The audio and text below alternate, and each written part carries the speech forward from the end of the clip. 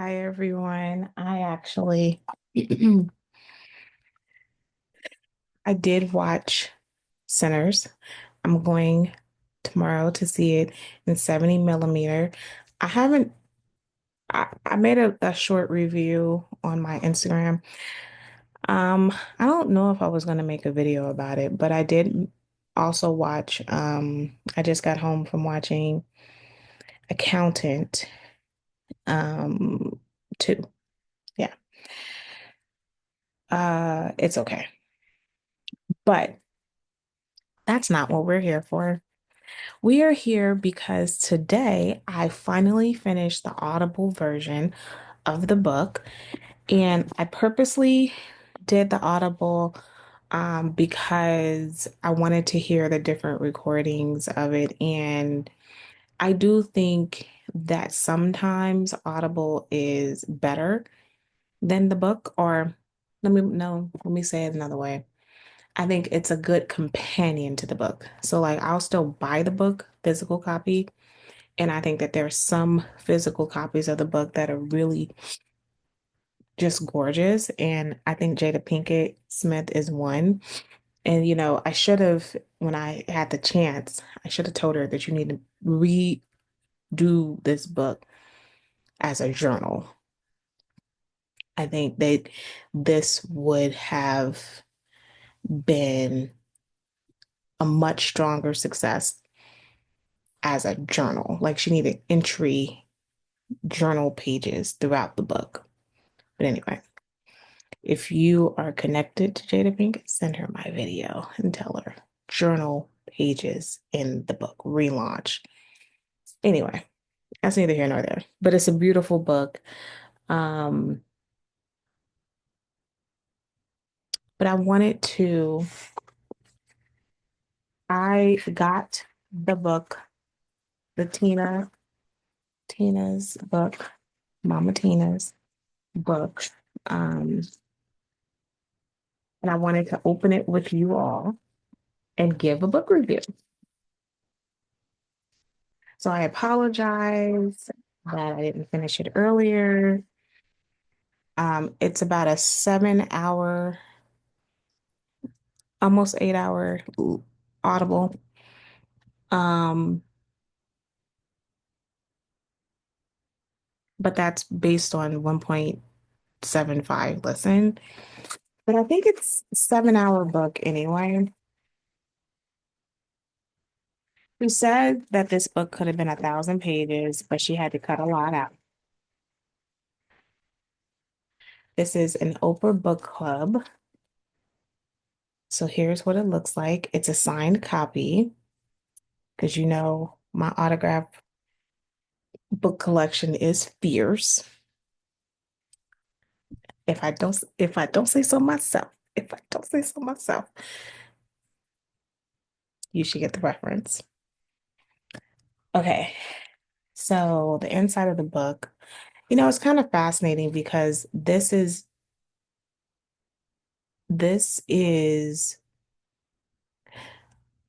Obama's, like if you are familiar with one of Obama's presidential portraits, this is what the back of it looks like. I mean, she's a gorgeous woman. She's in her 70s. To me, she does not look like she's in her 70s. I mean, there's aspects of it that can completely. So this is what the inside looks like. Oh,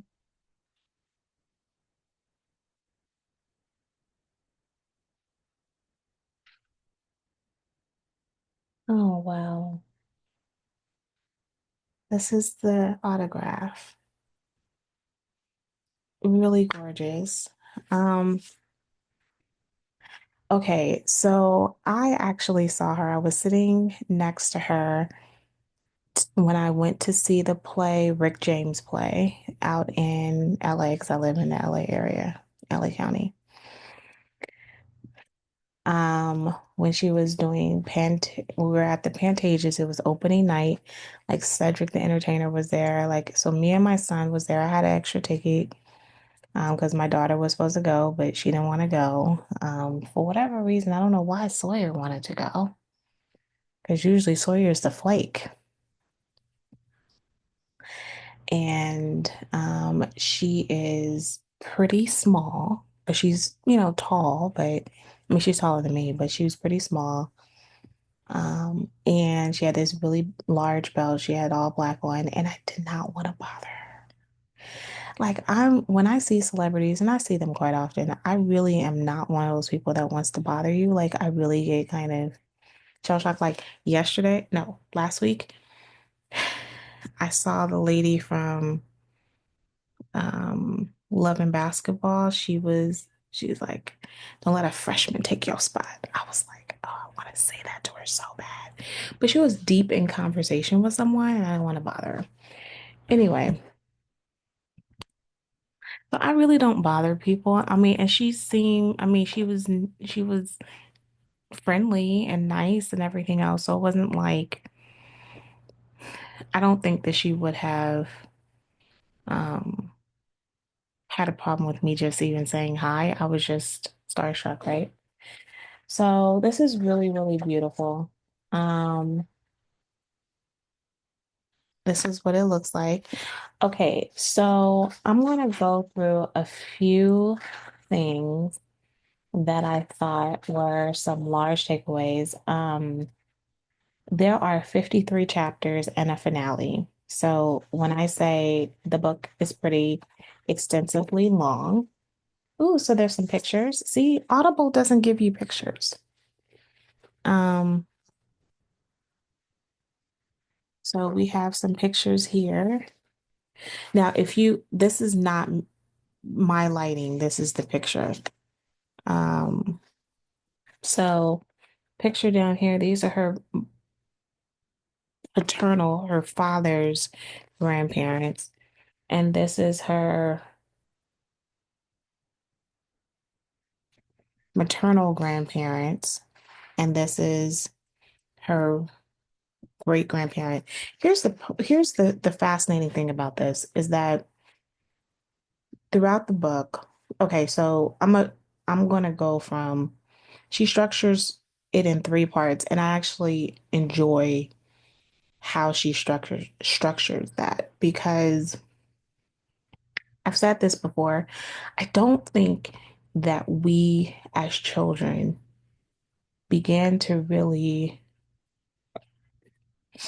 see our parents as women and men because for us we were raised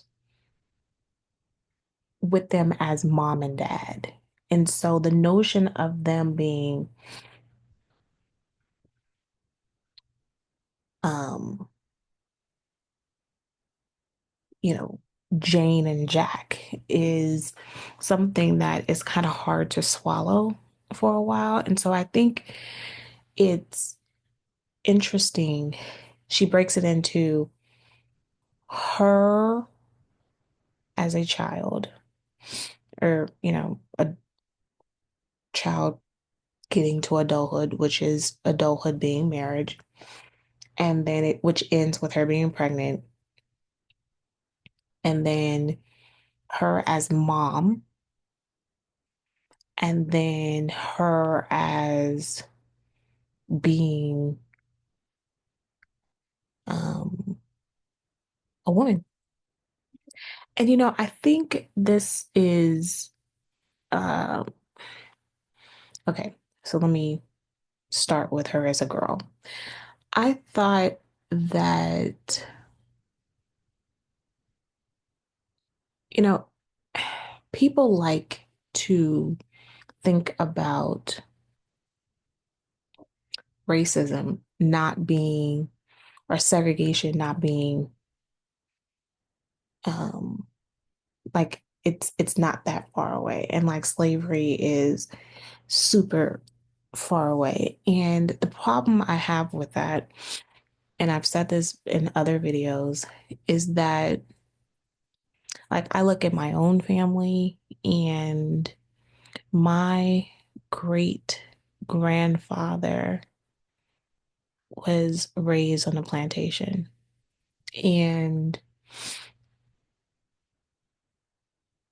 that mindset was passed to my absolutely complete uncle.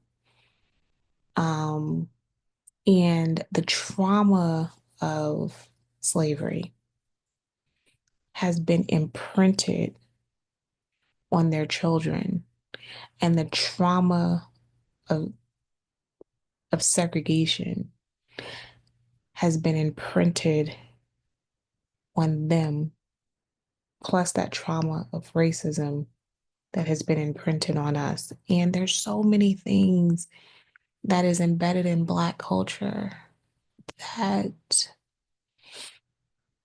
and just embedded in many culture, yeah, that is absolutely impressed from slavery. So it's interesting to hear she's raised Catholic and she was spent a great deal with with nuns in Catholic Church. And one of the things that segregation, there's some positives of segregation. I know we don't want to talk about this, but there's some positives. And it's not just because Black dollars circulated in the neighborhood. That is one point. But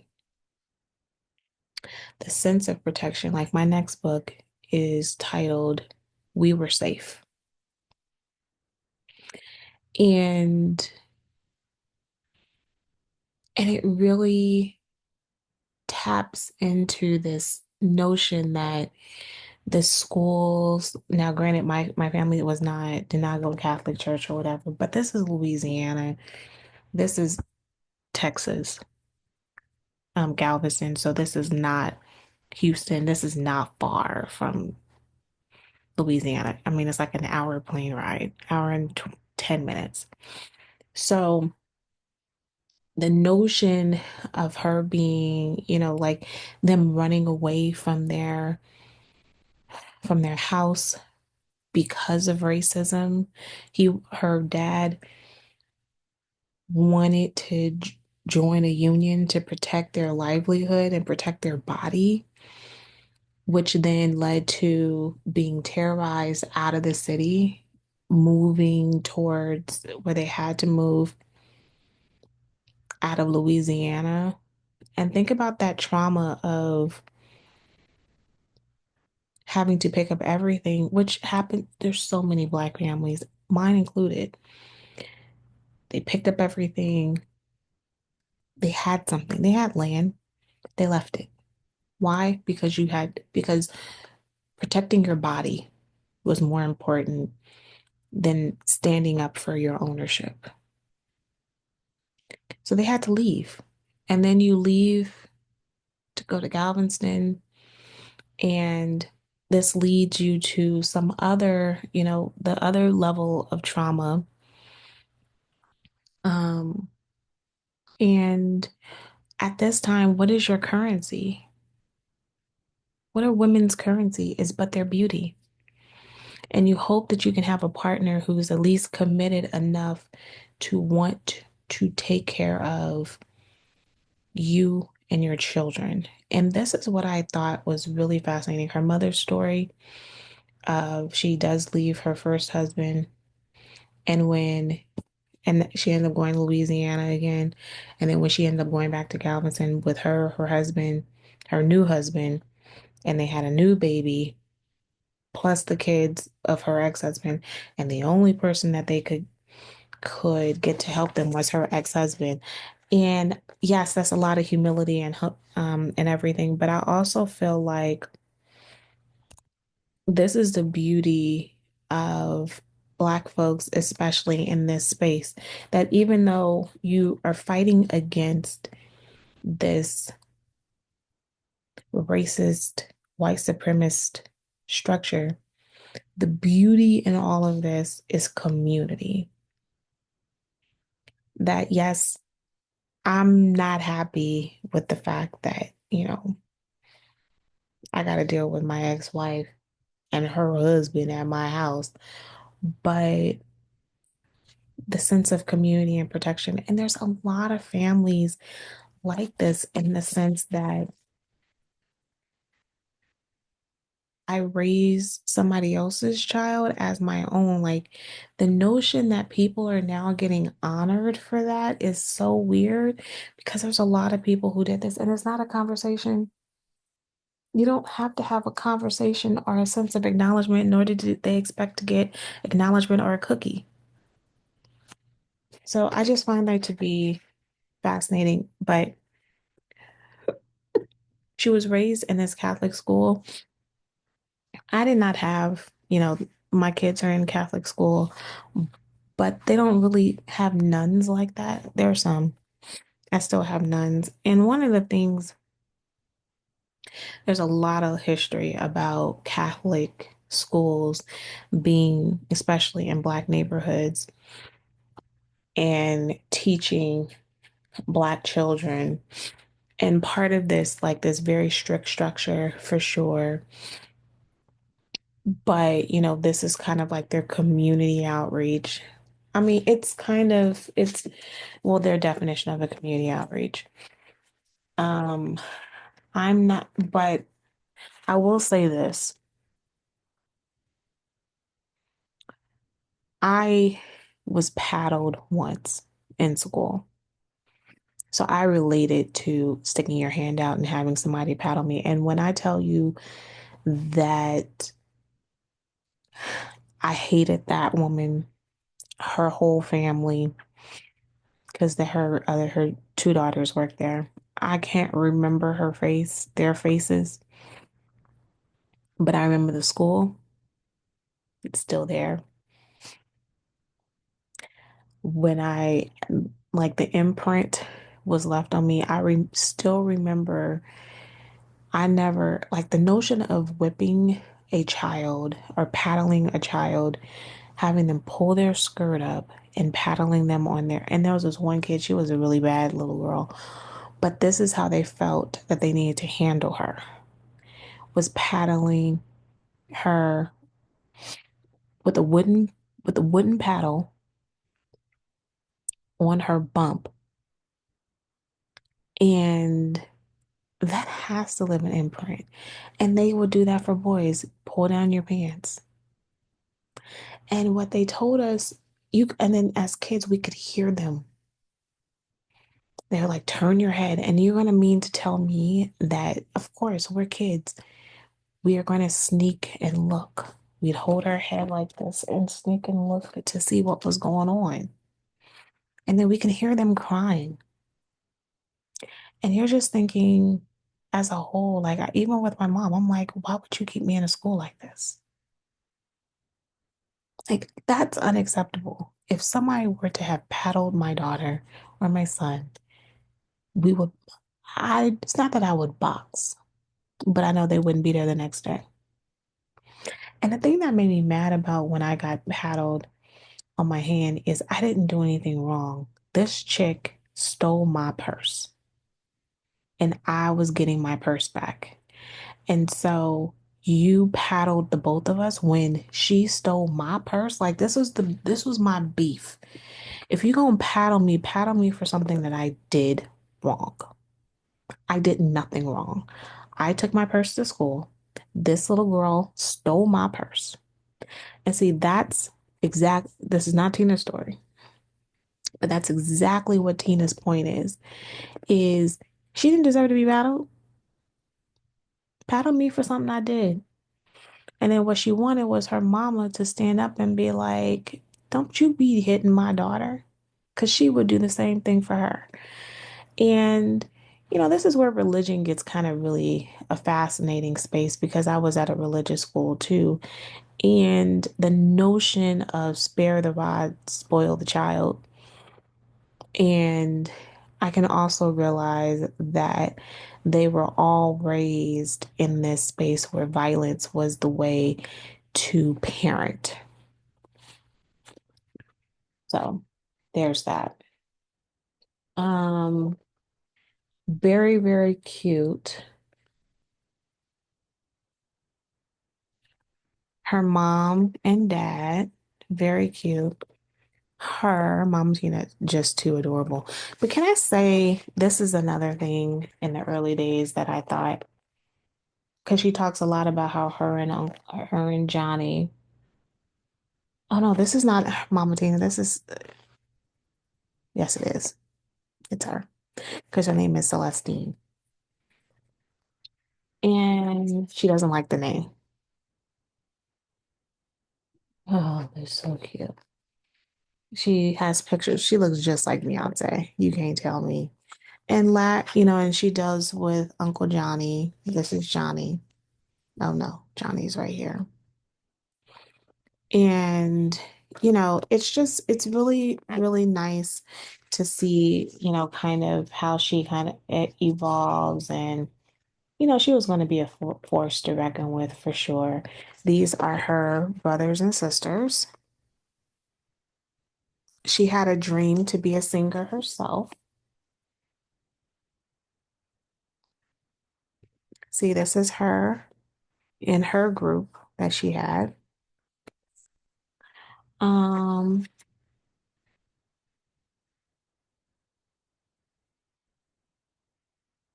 oh, she looked just like, okay, so she went to jail at in Galveston. But and I know it may sound weird to a lot of people, but I can understand where families, especially large families, they can get targeted by the police and they are just constantly being stopped, constantly the notion is we're going to break this family. To this day, my mother still struggles with going to her hometown.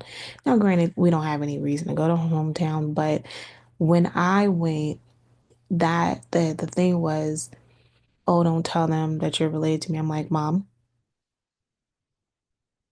I look like you. How am I going to not do that? So she still carries the concept like, don't take pictures of me. I'm like, Mom, don't mention my name. I'm like, Mom.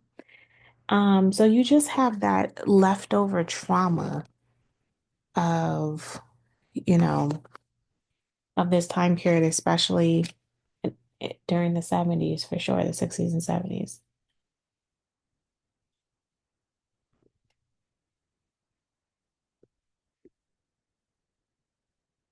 Um, So she was in California for a while, and I thought that was kind of interesting. She was in San Diego. She just knew she was going to get out. And her mom was like, "Oh, you're so pretty. You just need a husband." And she's like, "No, I want to make my own money." Now, I get her mom is just doing the best she knew how. And if you are really pretty, then you don't have to work. If you were not so pretty, then you gonna have to work. And that's essentially what her mom just knew, was just trying to do what she could. Now, she eventually gets married, and the dress is kind of gorgeous, actually. She gets married to Matthew Knowles, and that's what I can understand about Matthew. And then her parents get sick. And the thing that I can appreciate and understand and why, I mean, this man had been cheating on her since day one. Like, I do, and he's screwing somebody else. So, this is what I can say about you before you ponder why would somebody stay. I will say, number one, she was with taking care of her parents pretty much the first year or two. And so I can understand the concept of being loyal and being with someone and then giving him grace for the fact that I wasn't really around, and he was very supportive of her taking care of her family, and he stood up for her and her family um when she was trying to take care of her baby, take care of her mom and dad. Now her mom died before the baby was born, and she's pregnant with Beyonce. And I thought it was really um I can understand the trauma of that, right? Because why? Because you're going to want your parents to be with you. You're going to want your mom for sure. And I can only imagine not having your mom to at least call. There are moments today that I still want to call my grandmother, so I can completely understand where she's coming from. Number two, um, now she, there were, she was really attached to Beyonce. She tried to leave. She was coming up with the plan to leave Matthew anyway. She came up with she started her hair salon, which was really nice. She was already trying to find a rescue plan to get away from him. So I think that that's really fascinating. The number of times she planned to leave him and then he coaxed her back in with the "I'm sorry, baby, please." But I think that what she admires is really his tenacity to be supportive. And in some ways, I know this sounds weird, to be protective and to be a good supporter, even though he can't be faithful. And he can compartmentalize his lack of ability to be faithful without realizing how painful that can really be. Even more so when you got some other chick pregnant. So that means that you're not even protecting my health. Um, but I also can understand when you have a child, I mean, this was me hands down. You become so mother that it takes over so much of your life. And instantly, there's so many things that you instantly become mom over.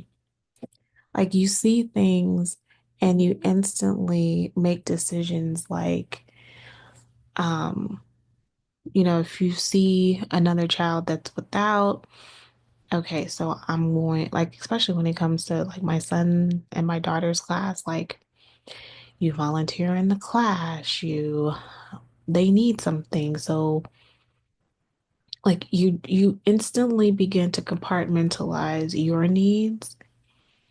One of the things that I saw as steep is that when I was always like, I don't want to say mother, but I mean I would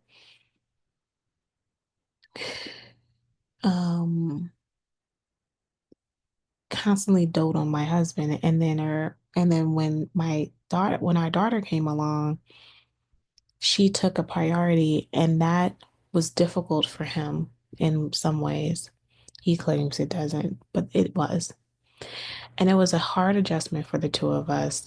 And then when the second one came, it wasn't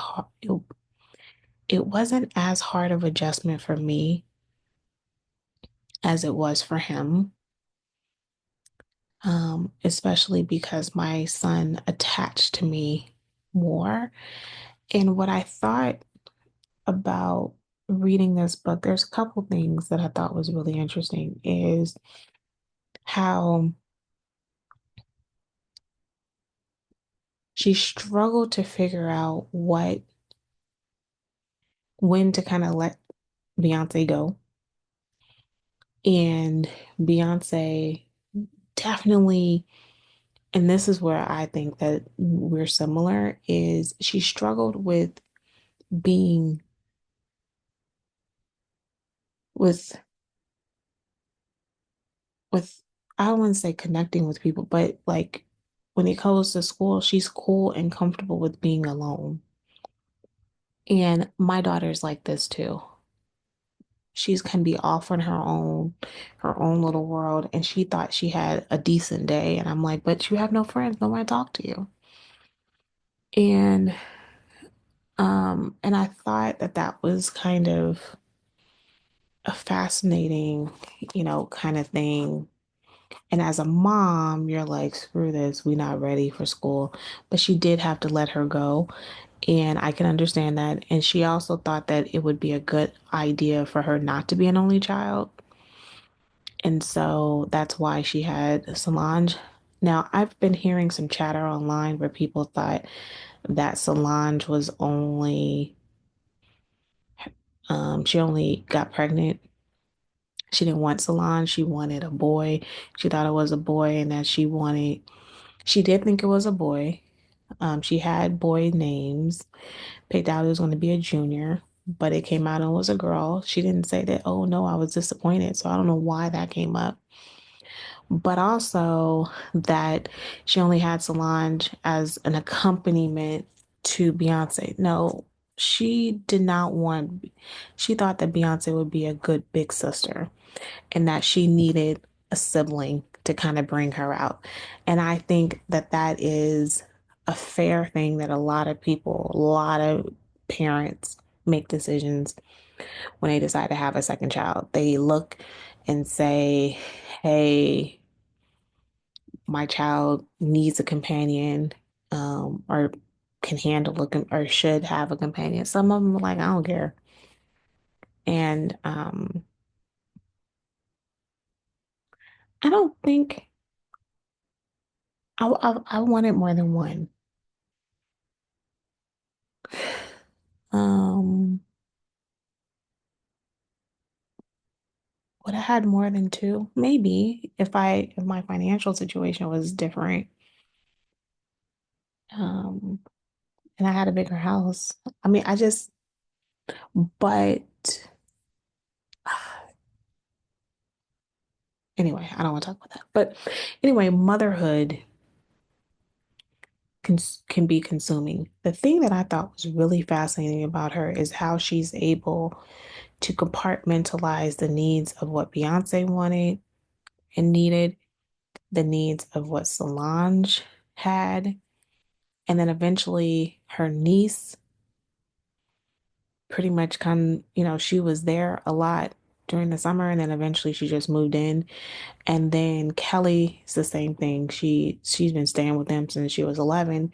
So like all of these four people, these for the most part, the three girls were going to three different schools because all these different schools had different needs while she's living alone because she left Matthew again. Um, so I thought that was really kind of fascinating. And so the whole book, I don't want to say the whole book, but the times that she's explaining how she's parenting, especially when Destiny's Child is beginning to take off. I mean, it would have been a lot easier if you just gave tutors for Solange and took her along. But Solange's like, yeah, no, I am not coexisting in Beyonce's world. I'm having my own world. And my own world is I like books. And how she navigates art for herself is completely different for how Beyonce navigates art. And I think that takes individualizing parenting, and it also takes a lot of self-sacrifice, meaning I am going to have Solange stay here and I'm see her every 4 days. The amount of flying back and forth all over the world, the amount of always on the phone, like the amount of like all of these things, there's zero time for anyone else, and that includes Matthew. And so I can understand, I mean, this is Beyonce, you can completely understand not to say, like, Matthew could find time. And I think a better conversation that people need to be having is how did Matthew have time to have an affair? Because if you were parenting the same way that Beyonce's mom is parenting here, Beyonce, Solange, and Kelly's mom is parenting, then how do you have time? Yeah, there's that.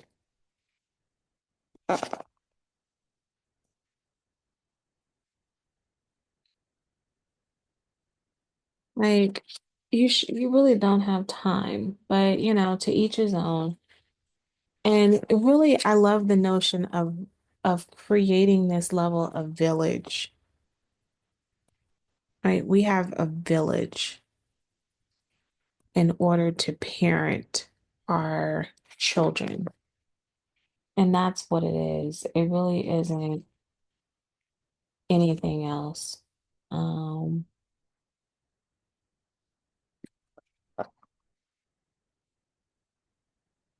they went to Egypt and she has this story about she's extremely talented and the level of devotion. I love how Solange kind of navigates her own lane, how she navigated all of like her own book, like her own, not book, her own first album.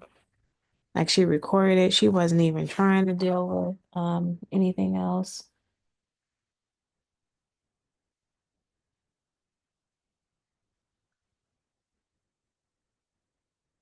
I just love that in general. I just really, really love that. That they collaborate when they can and they help each other constantly. They're very, very close. That's why I don't understand when people are talking about how they're not very close. I'm like, did we not see y'all not reading the same book? And then look at Kelly. Like Kelly is so fascinating. Yeah. And this brings like it's kind of fascinating to see how Destiny's Child formed. Now this is where now let me take a step back because I've been on here too long. And I will say the thing that I do respect about there's two major things I respect about the book. Well, three, I think the parenting individually and centering that it can drive someone crazy. And I think Matthew clearly did not do enough to help her in that space. He did enough when it comes to the business side. I get all that. Um, and that's not taking away his love and devotion, not at all. Number two,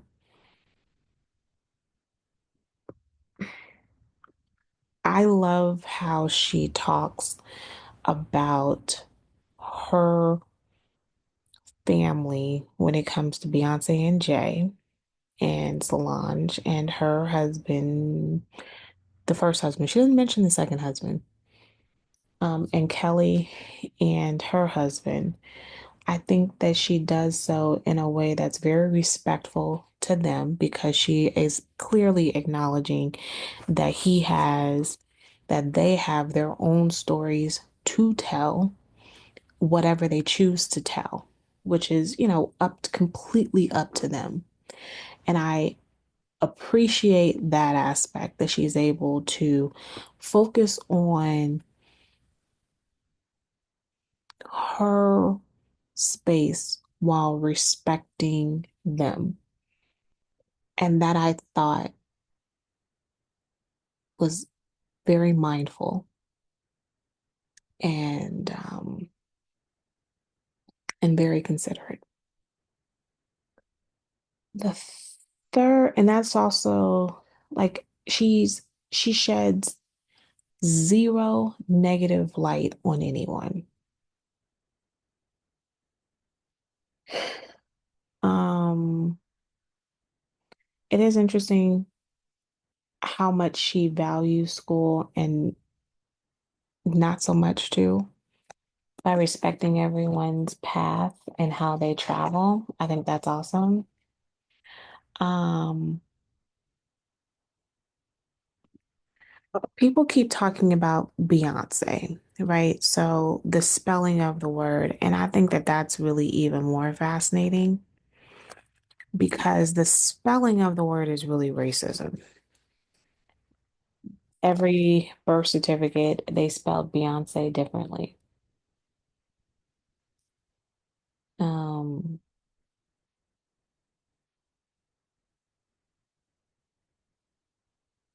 and there's that. And this is for the Glamour Woman of the Year. She does talk about having breast cancer. I do appreciate her space of saying you need to get second, third, fourth, fifth, seventh, eighth opinions. Yeah.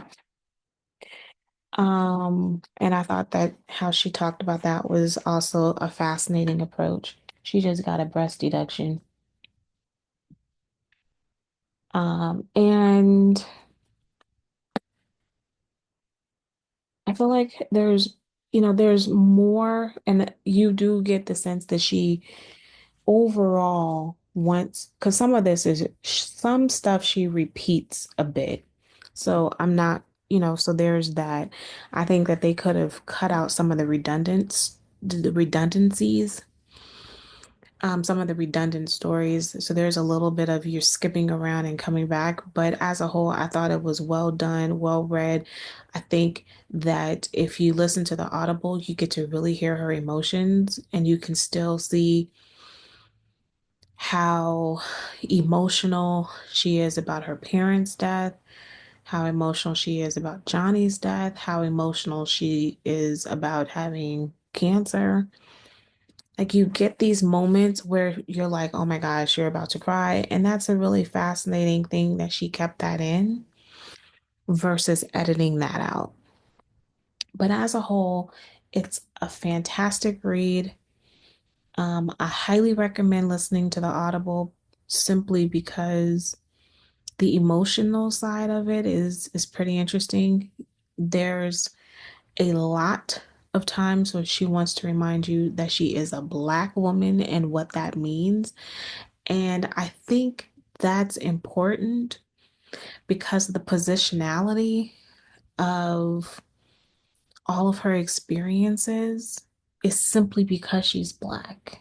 So it's not, I mean, yeah, we can talk about light skin, dark skin, whatever, but because she's Black, because Beyonce is Black, there's that positionality and how they've had to navigate in this space. My final component is something that I've been saying for a very long time.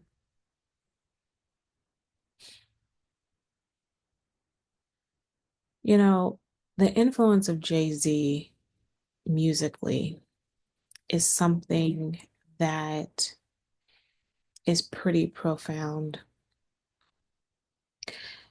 for all of her albums except the last two. Jay-Z is on it. And I think, wait, four. Jay-Z may not be on that one, but he's not on Destiny's Child, Fulfilled, but but who's on four is,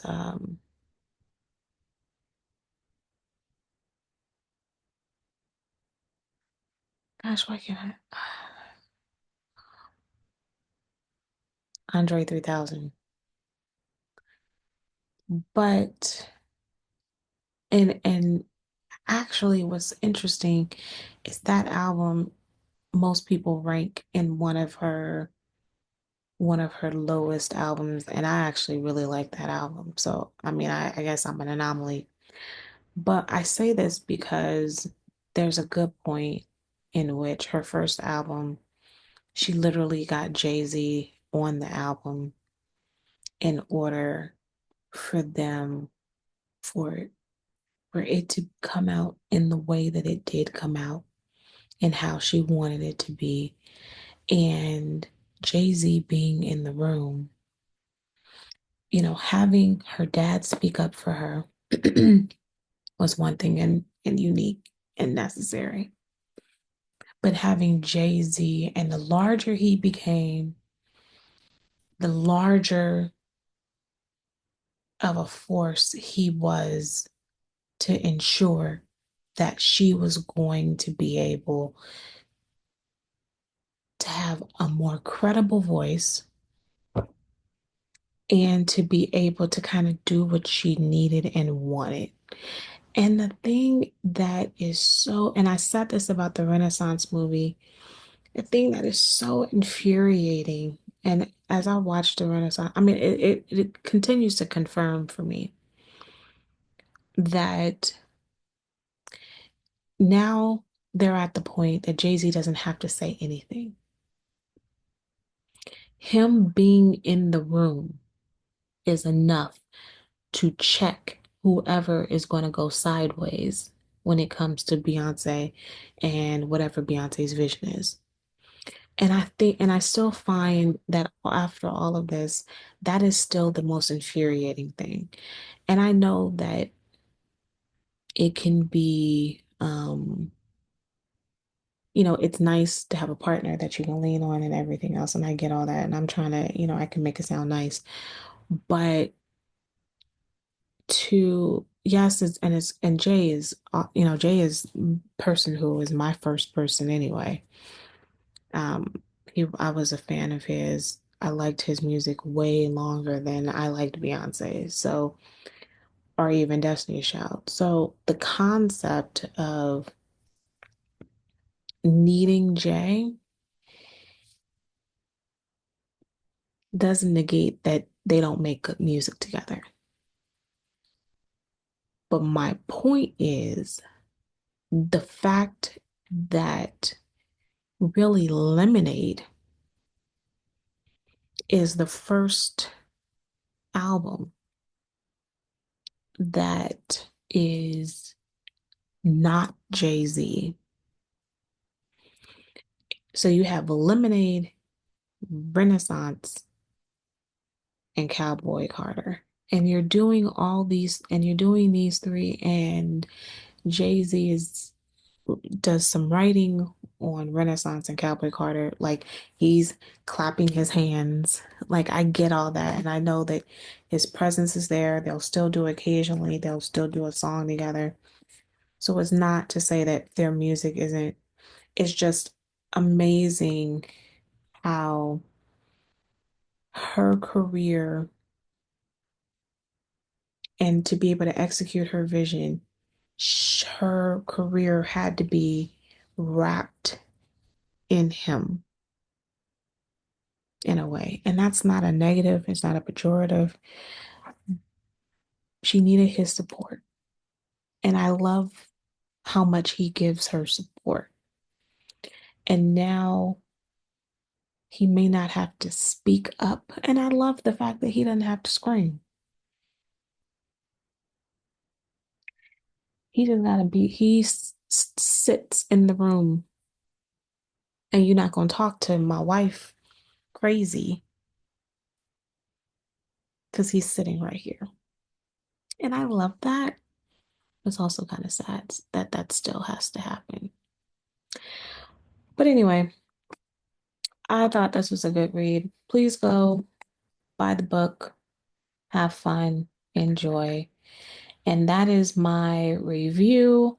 I apologize that it took me so long to get it to you, but here it is. Thank you.